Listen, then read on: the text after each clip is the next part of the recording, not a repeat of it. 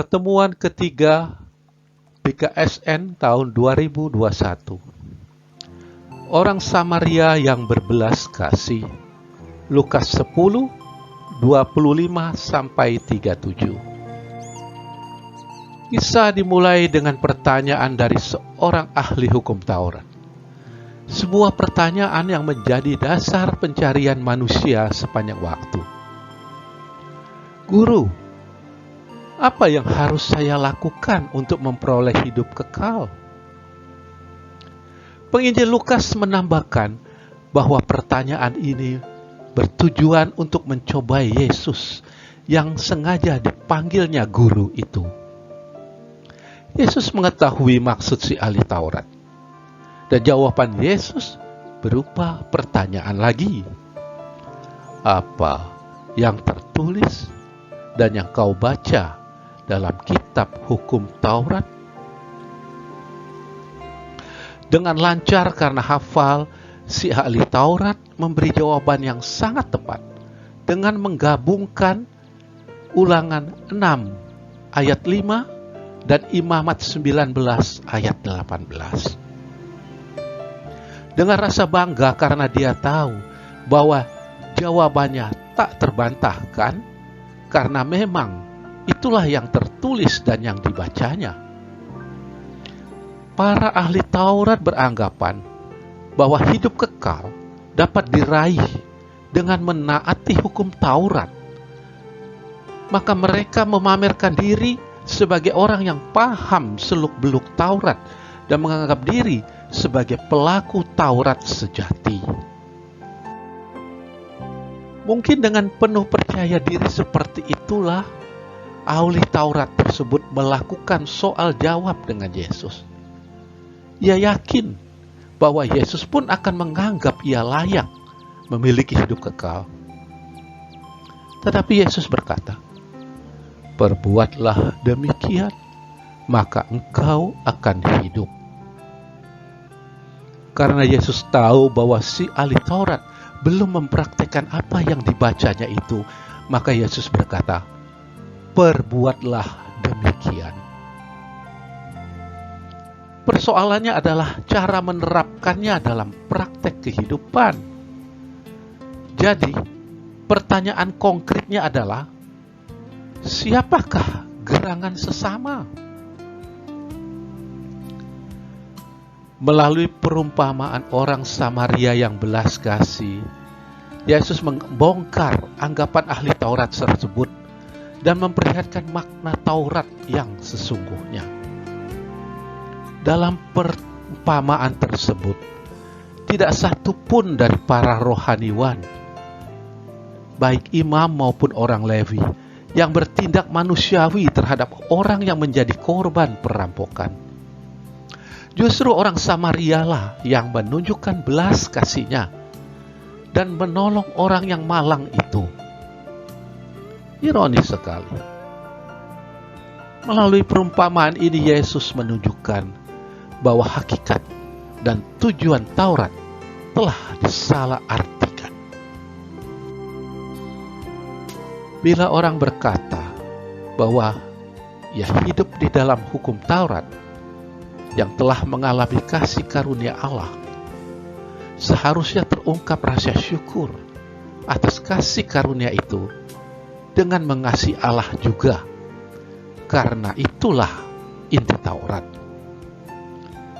Dan bila orang mengasihi Allah, maka ia akan memahami siapakah gerangan dirinya di hadapan Allah dan bagaimana seharusnya memperlakukan sesamanya, siapapun dia. Sehingga ia bukan lagi mencari siapa orang yang layak disebut sebagai sesamanya. Sebaliknya ia harus berpikir bagaimana dia bisa menjadi sesama bagi orang lain. Dengan demikian pertanyaan, siapa sesamaku manusia, tidak layak diajukan oleh si ahli Taurat itu jika ia memang sudah mempraktikkan kasihnya kepada Allah. Ketidakinginan seseorang untuk menunjukkan kasih kepada orang lain dapat menjadi indikasi bahwa sesungguhnya ia belum mengalami dan hidup dalam kasih karunia Allah. Sahabat, ketika merenungkan kisah orang Samaria ini, saya teringat akan Mada Filipi.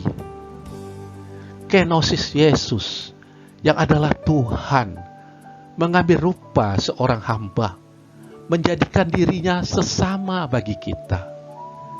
Yesus hadir mengembalikan gambar dan rupa kemuliaan Allah dalam diri kita yang dirampok oleh keganasan dosa. Ia menuangkan minyak dan anggur ke dalam luka-luka kita. Suatu gambaran karunia penyembuhan lewat sakramen-sakramen gereja. Pertemuan ketiga BKSN tahun 2021 melihat secara alegoris situasi yang dialami oleh sesama. Mereka dirampok, dianiaya, dan ditinggalkan terluka oleh penyamun COVID-19. Mata pencaharian, penghasilan mereka dihantam babak belur, tergeletak tanpa bantuan di jalan pandemi. Sungguh, ini suatu situasi yang sulit. Pertanyaannya sekarang sudah bergeser dari mengapa semuanya ini dapat terjadi, menjadi sampai kapan semuanya ini berlalu. Masalahnya adalah endurance, daya tahan. Berapa lama tergeletak sampai semuanya habis? Sahabat, inilah saat kita menjadi sesama bagi mereka. Apapun latar belakang mereka, setiap orang dari kita harus menjadi orang Samaria. Inilah cara Allah bertindak.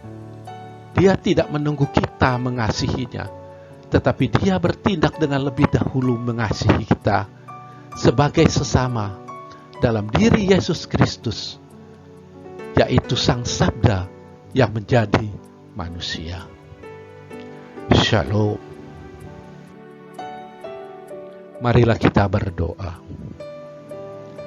Allah Bapa yang Maha Baik, kami bersyukur kepadamu karena Engkau selalu hadir dalam hidup kami.